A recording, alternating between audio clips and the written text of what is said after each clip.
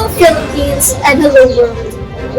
Good day Filipino people. For today's hot topic, as Christmas approaches, Filipino families across the country are preparing for Noche Buena, the traditional meal shared on Christmas Eve.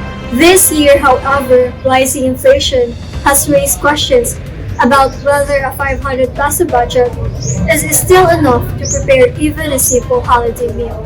Inflation refers to the sustained increase in the prices of goods and services over time.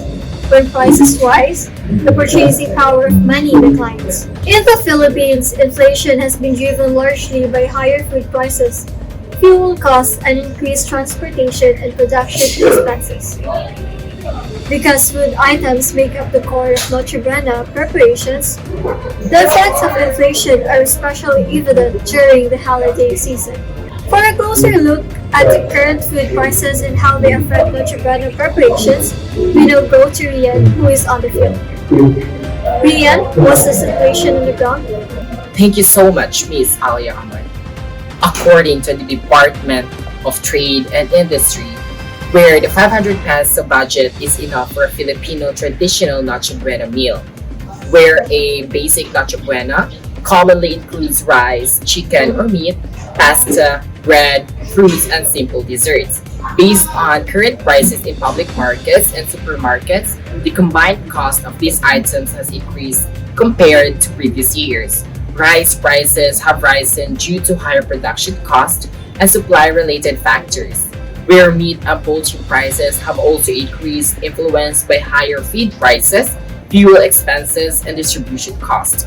Meanwhile, processed and imported food products have become more expensive due to increased production costs and fluctuations in the peso's exchange rate.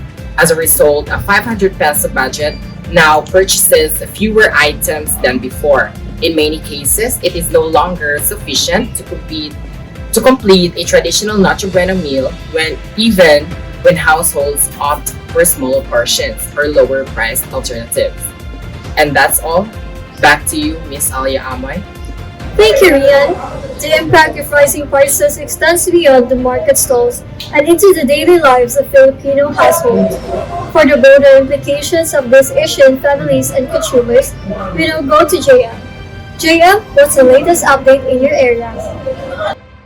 Thank you, Miss Alia. So, nandito po tayo ngayon sa Dapitan City Public Market upang magtanong sa mga vendors at sa civilians kung anong masasabi nila sa 500 peso budget para sa Noche Buena. May buntag dahil dira, so nata diri karon sa public market. Mangutan ta about sa 500 peso Noche Buena kung usay maingon nila. So nata diri ron kang Ate Pangga. So Ate Pangga, usay maingon nimo about sa 500 peso budget sa Noche Buena karong Pasko? Makatawad jud ko ni anang 500 Noche Buena nga budget karong Pasko no kay intawon. Sa mga lamas pa lang daan, ang Bombay by 5 na ang gramo. So imagine 250 ang kilo. Giunsa man taon ninyo na, ma'am?